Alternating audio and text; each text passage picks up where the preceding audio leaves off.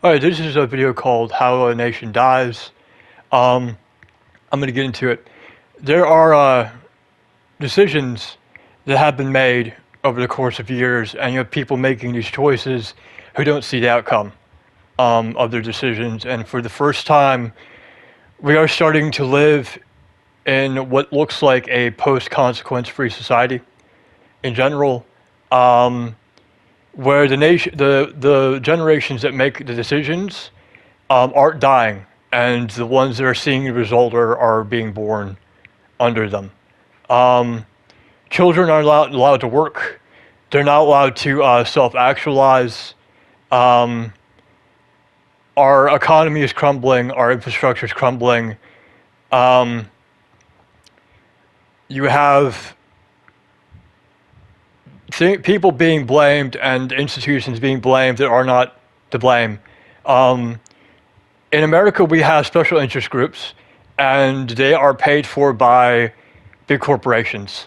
And these big corporations pay these interest groups billions of dollars to pay for advertising, but mostly it goes to senators and presidents.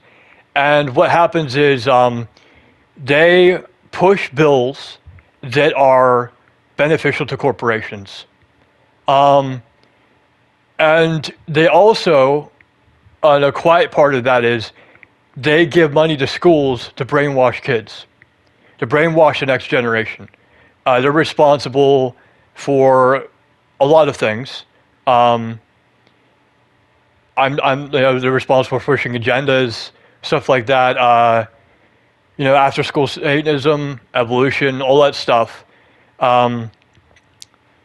School should just be for math and for spelling and for science, and that's it. Science beating chemistry, right? That's what school was originally for. But to get into the root of this problem is how a nation dies is that if kids were able to work, that the main excuse these corporations have for not being in America and Europe is that the factories in China are cheaper because they let kids work. Despite how you feel about it, we say a measure of an adult is someone who can work, someone who can put food on their table, someone who can pay bills and rent. Okay? How are your children able to do that if they can't work? The Communist Party came into power in China because China had the same problem that Europe and the United States is having now, and Japan.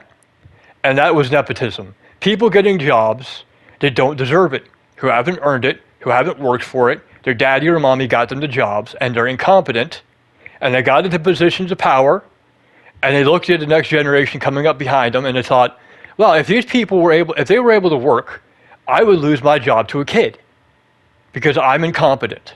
So what I'm going to do is give a lot of money to a special interest group, and they're going to pressure Congress into any time labor law reforms come up involve letting kids work, lowering the age in which a kid can work, that they're going to shoot it out of the water. Right? And people can blame women or anything like that. Men are supposed to lead. Women want to stay home, have kids, raise kids. It's in them to do it. You can say, all this different shit, brainwash it you were given in school to think because you didn't want to think for yourself. And the point I'm making here is that the first corporation to let your underage kids work, your kids will give their country to it. You're not going to have to worry about the Communist Party coming in and swooping up America and Europe. The way that your countries are going to die is the hands of a corporation.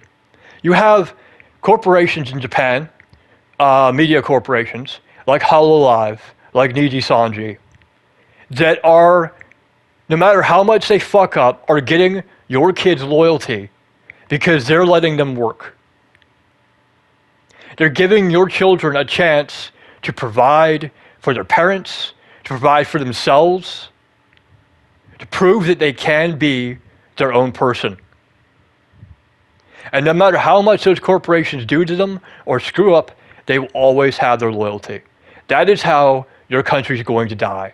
And your storming of the Bastille, the actual storming of the White House, and the Parliament building in London will come at the hands of children and CorpSec. And that you bastards hate media corporations in Japan because they make things that you would rather not believe in, things that go against your bullshit ideologies. That sex is indeed normal, that people do indeed like underage children, and people like prostitutes. That's normal, sex is normal. And that goes against your ideology that it's not. Because if you normalize sex, you'd have more people. And the more people you have, the harder it is to control them. That everything beautiful is bad, everything that is attractive is bad, and everything that is normal is demonized. And that if you change the laws of consent, never mind that you're voting on laws that affect people who aren't even born yet, you're voting for someone else's future who you disenfranchised thoroughly, like the Chinese did before they lost their country. So you're trying to get rid of the corporations because they're making you look bad. You want to sweep them under the rug. It's not going to happen anymore. People aren't putting up with it. You've destroyed games, you've destroyed media, you've destroyed everything good, right, and decent. And the only difference is now you're messing with kids that are here now. The only people who've given them a fucking chance to do anything with their lives, and you're messing with them. That's how your country's going to die, at the hands of the corporations. Thanks for watching, and have